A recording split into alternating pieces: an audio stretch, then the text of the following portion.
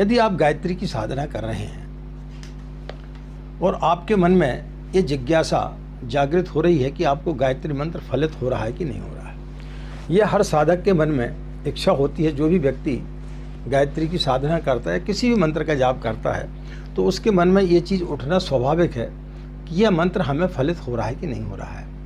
हम कैसे जानें? तो आज हम आपको विशेष प्रकार के 11 संकेत बताने के लिए जा रहे हैं जो साधना काल में व्यक्ति को दिखाई देते हैं। तो चलिए चलते। सबसे पहला संकेत, यदि आपकी अचानक अपने आप बगैर किसी मोबाइल में अलार्म लगाए या अलार्म घड़ी में अलार्म लगाए, बगैर किसी के भी आपको यदि ब्रह्म मुहूर्त में आपकी नींद खुल जाती है, यानी 4 से 4:30 के बीच में यदि आपकी अचानक नींद खुलती है, आपको तेज लघु शंका लग जाए और आपकी नींद खुल जाए और फिर उसके पश्चात आपको सोने की इच्छा ना हो और आपको लगे कि जल्दी से जल्दी शौच क्रिया करके स्नान आदि किया जाए और माँ के समीप बैठा जाए, ये सबसे पहली घटना आपके अंदर घटेगी। दूसरा, जब आप साधना करते हैं तो एक प्रकार की कभी कभी आपको सुगंध का एहसास होगा।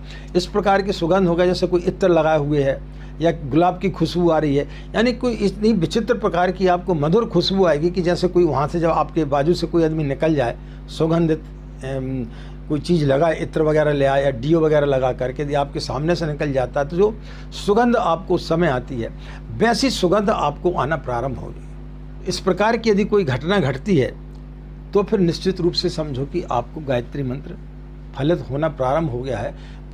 तीसरी घटना, जब आप साधना कर रहे होते हैं और आपको इस प्रकार से महसूस होने लगे कोई आपको स्पर्श कर रहा है, जैसे किसी ने आपके ऊपर हाथ रख दिया, तो आपका रोम रोम जो है पुलकित हो जाता है।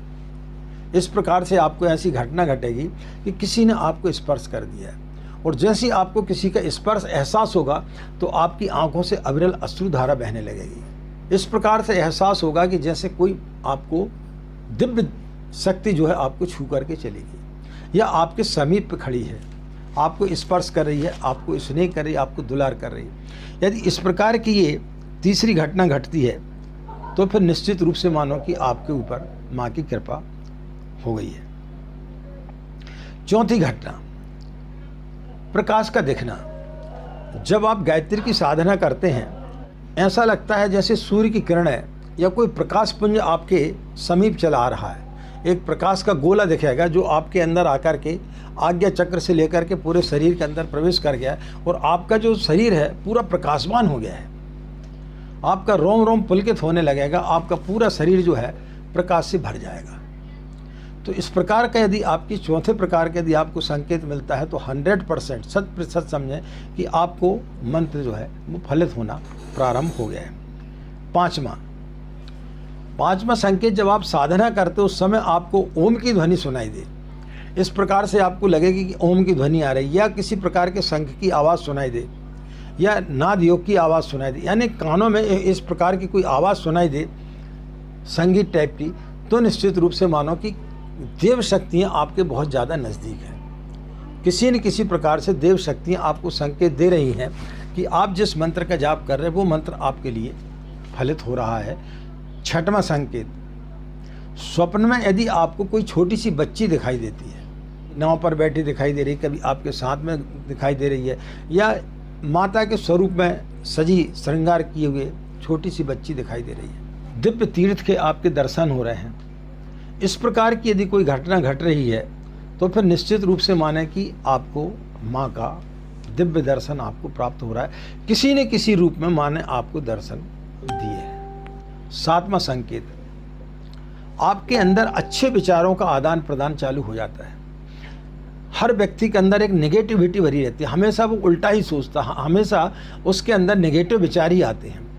लेकिन जब गायत्री के जो साधक होता है और जब उसके अंदर साधना परिपक्व होने लगती है तो उसके अंदर हमेशा सकारात्मक विचार आते हैं, उसके अंदर की बुराइयां खत्म होने लगती हैं। तो जिस दिन आपके अंदर सकारात्मक विचार आने लगे और आपके अंदर के जितने भी नेगेटिव विचार हैं वो सब समाप्त होने लगे, तो समझना चाहिए कि माँ का सानिध्य आपको प्राप्त होना प्रारंभ हो गया है।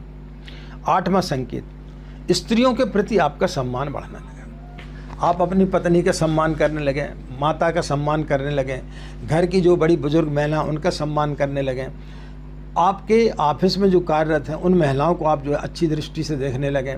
यानी नारी के प्रति आपका सम्मान बढ़ जाना चाहिए। वासनात्मक दृष्टि से जो है आपका उनके प्रति जो है रवैया नहीं होना चाहिए। तो जिस दिन आपके अंदर वासना की बजाय हर एक महिला में अपनी माँ बहन दिखाई देने लगे और उनके प्रति उसी प्रकार का ममत्व उमड़ने लगे, तो फिर निश्चित रूप से मानो कि आपके ऊपर माँ की कृपा प्रारंभ हो गई है। 9वां संकेत है, आपके परिवार में आपके जितने भी लोग हैं, आपके परिवार के जो भी सदस्य हैं, वो आपकी बात का सम्मान करें, आपकी बात को मानें। आपने यदि किसी चीज़ को रखा कि घर में इस प्रकार की चीज़ होना चाहिए, तो उस चीज़ को सभी लोग सर्वसम्मति से मानें। आपके घर में यदि गृह कलेश हो रहे हैं, किसी प्रकार की कोई भी समस्या, वो समस्या का समाधान होना प्रारंभ हो जाए। घर में किसी प्रकार की कोई भी गृह कलेश ना रहे, घर में सुख शांति का वातावरण हमेशा बना रहे, तो फिर समझो कि माँ गायत्री का मंत्र आपको फलित हो रहा है। 10वां संकेत, गायत्री का जो साधक होता है उसको पूर्वाभास हो जाता है। यदि आपको पूर्वाभास हो रहा है अच्छी या बुरी घटनाओं का, विश्व में किस प्रकार की घटनाएं घटने वाली हैं, किस प्रकार का क्या होने वाला है, वो यदि पूर्वाभास आपको हो जाता, आपके सामने कोई व्यक्ति यदि आकर के बैठा और आपसे चापलूसी कर रहा है, लेकिन आपको पूर्वाभास हो जाएगा कि यह व्यक्ति हमारे साथ में क्या छल कपट करने वाला है। तो जिस दिन व्यक्ति को पूरे सृष्टि में होने वाली घटनाओं के बारे में पूर्वाभास होने लगे, तो वो एक बहुत बड़ी चीज़ होती है कि उसकी साधना बहुत ऊंचे स्तर पर पहुंच गई है और बहुत ऊंचे स्तर पर पहुंच करके माँ गायत्री का मंत्र उसको जो है फलित हो गया। साथ में 11वां, यदि आपने किसी व्यक्ति को आशीर्वाद दे दिया या गलती से आपने क्रोध में आकर के किसी को श्राप दे दी, तो वो फलित हो जाती है। यदि आपने प्रेमवश यदि किसी से बोल दिया कि आपकी बच्ची की शादी 6 महीने में हो जाएगी, जबकि उसका संयोग नहीं है, लेकिन वो शादी जरूर होगी 6 महीने के अंदर, यानी आपने यदि किसी को आशीर्वाद दे दिया तो आपका आशीर्वाद कभी भी असफल नहीं जाएगा। यह साधक की चरम स्थिति होती है।